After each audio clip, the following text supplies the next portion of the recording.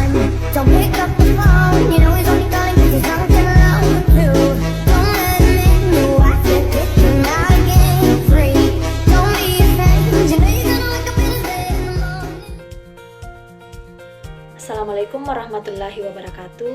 Halo teman-teman, perkenalkan saya atas nama Rahmawati, NIM 210221083, IP Reguler 3 Universitas Muhammadiyah Sinjai. Nah, di sini saya akan membawakan kultum singkat tentang ibadah kurban.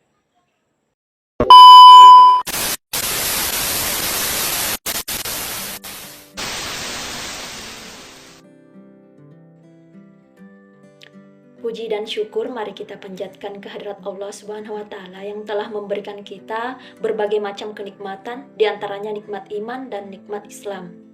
Salawat serta salam semoga tercurah limpahkan kepada junjungan Nabi besar kita, yakni Nabi Muhammad Sallallahu Alaihi Wasallam. Jelang peringatan Hari Raya Idul Adha, tentu teman-teman sekalian sudah tahu bukan mengenai apa itu perayaan Hari Raya Idul Adha dan peristiwa apa sajakah yang melatar belakangi Hari Raya tersebut. Tentu pada perayaan salah satu hari besar agama Islam tersebut, umat Islam yang mampu diwajibkan untuk berkorban. Namun ada sebagian ulama juga yang menyebutkan bahwa hukum melaksanakan kurban tersebut adalah sunnah muakkad. Lalu, apa kaitan Hari Raya Idul Adha dengan kurban? Nah, Hari Raya Idul Adha merupakan peringatan akan peristiwa kurban, yakni ketika Nabi Ibrahim bersedia untuk mengorbankan putranya, yaitu Nabi Ismail. Hal tersebut dilakukan oleh beliau sebagai bentuk kepatuhan terhadap perintah Allah Subhanahu wa Ta'ala.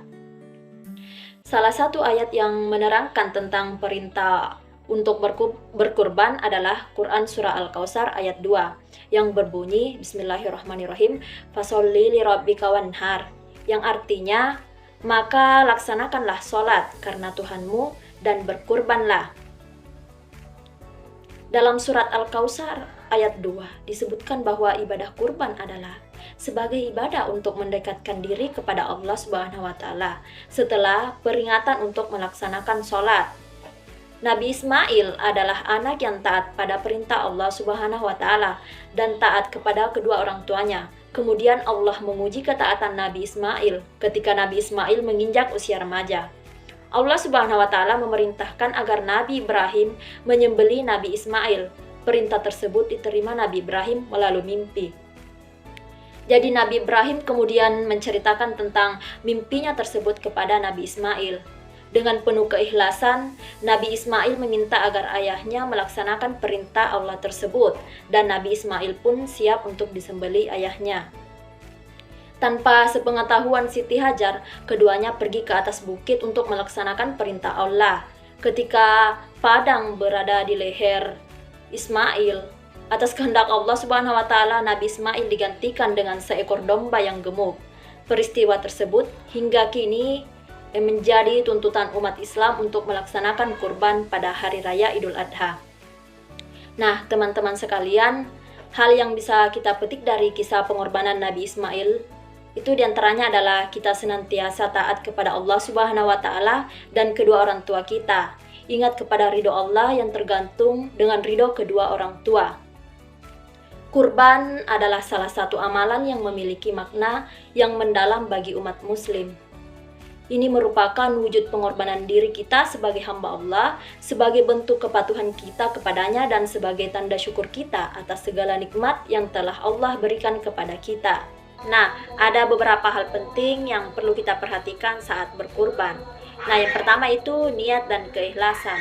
Nah, niat yang tulus untuk mendapatkan dan mendekatkan diri kepada Allah adalah dasar dari ibadah kurban. Nah, keikhlasan dalam berkurban juga menjadi syarat diterimanya kurban tersebut. Nah, yang kedua itu hewan kurban. Nah, hewan yang disembelih harus memenuhi syarat tertentu seperti sehat, tidak cacat, dan telah mencapai usia yang ditetapkan. Misalnya, kambing minimal berusia 1 tahun, sapi minimal 2 tahun. Nah, yang ketiga itu waktu pelaksanaannya. Nah, kurban dilakukan pada tanggal 10, 11, 12, dan 13 Dzulhijjah. Penyembelihan tidak boleh dilakukan sebelum pelaksanaan salat Idul Adha. Dan yang keempat itu pembagian daging kurban. Nah, daging kurban dibagi menjadi 3 bagian, untuk diri sendiri, untuk keluarga atau kerabat, dan untuk fakir miskin. Ini menunjukkan semangat berbagi dan solidaritas dalam Islam. Dan yang kelima itu proses penyembelihan. Penyembelihan harus dilakukan sesuai dengan syariat Islam, yaitu menyebut nama Allah dan memastikan hewan mati dengan cara yang paling cepat dan tidak menyakitkan. Nah, yang keenam itu makna spiritual. Berkurban mengajarkan kita nilai-nilai ketaatan, pengorbanan, dan kepedulian sosial yang mengikatkan umat muslim tentang ketaatan Nabi Ibrahim dan Nabi Ismail kepada perintah Allah. Dan yang ketujuh itu kebersihan dan kesehatan. Menjaga kebersihan selama proses penyembelihan itu, dan penanganan daging penting untuk memastikan daging aman dan siap untuk dikonsumsi. Dengan memahami dan menjalankan hal-hal tersebut, ibadah kurban menjadi lebih bermakna dan sesuai dengan tuntunan agama Islam. Dalam pelaksanaannya, kurban mengajarkan kepada kita banyak hal yang berharga. Di antaranya itu yang pertama, kurban mengajarkan kita tentang ketulusan dan keikhlasan dalam beribadah.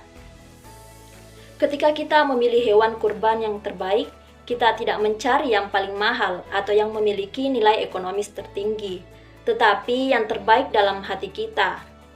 Nah, kita menyadari bahwa kita melakukan kurban semata-mata karena Allah dan semata-mata untuk mendapatkan keridahannya. Nah, yang kedua yaitu kurban mengajarkan kita tentang pentingnya berbagi dan peduli terhadap sesama. Setelah hewan kurban disembelih, dagingnya dibagikan kepada orang-orang yang membutuhkan, terutama kepada orang yang kurang mampu. Dalam proses ini, kita diajarkan untuk tidak hanya memikirkan kepentingan diri sendiri, tetapi juga kepentingan orang lain di sekitar kita. Kita diajarkan untuk membantu meringankan beban mereka dan berbagi kebahagiaan di hari raya yang istimewa ini. Nah, yang ketiga yaitu kurban mengajarkan kita tentang kesabaran dan pengorbanan. Nah, ketika kita menyaksikan atau bahkan terlibat dalam proses penyembelihan hewan kurban itu, kita dapat melihat betapa pentingnya pengorbanan dan kesabaran dalam mencapai tujuan yang lebih tinggi. Hewan kurban yang mengorbankan nyawanya untuk ketaatan kepada Allah Subhanahu wa Ta'ala adalah contoh nyata bahwa kita juga harus siap untuk mengorbankan diri kita sendiri demi ketaatan dan ketundukan kepada Allah Subhanahu wa Ta'ala. Nah, yang terakhir itu kurban mengajarkan kita tentang kebersyukuran. Dalam kurban, kita mengorbankan hewan yang Allah berikan kepada kita sebagai salah satu nikmatnya. Dengan melakukan kurban, kita menyadari bahwa apapun yang kita miliki adalah karunia dari Allah Subhanahu wa Ta'ala, dan kita harus selalu bersyukur atas segala yang telah diberikan kepada kita. Semoga dengan melaksanakan kurban, kita dapat mengambil hikmah dan pembelajaran yang mendalam dalam menjalani kehidupan kita sebagai seorang Muslim. Semoga kita dapat mengaplikasikan nilai-nilai kurban dalam segala aspek kehidupan kita, baik dalam beribadah, berinteraksi dengan sesama, maupun dalam menjalani peran kita sebagai individu dan anggota masyarakat. Marilah kita jadikan momentum kurban ini sebagai ajang introspeksi diri, memperbaiki kekurangan-kekurangan kita, dan memperkuat ikatan kasih sayang dan persaudaraan di antara kita semua. Demikian kultum singkat yang dapat saya sampaikan. Mohon maaf bila ada salah kata dalam pengucapan saya. Saya atas nama Rahmawati mengucapkan Selamat Hari Raya Idul Adha 1445 Hijriah. Minal aizin wal faizin, mohon maaf lahir dan batin. Billahi fisabilil haq fastabiqul khairat. Wassalamualaikum warahmatullahi wabarakatuh. Wait, wait, wait, wait, wait, wait, wait, wait, wait, wait, wait, wait, wait,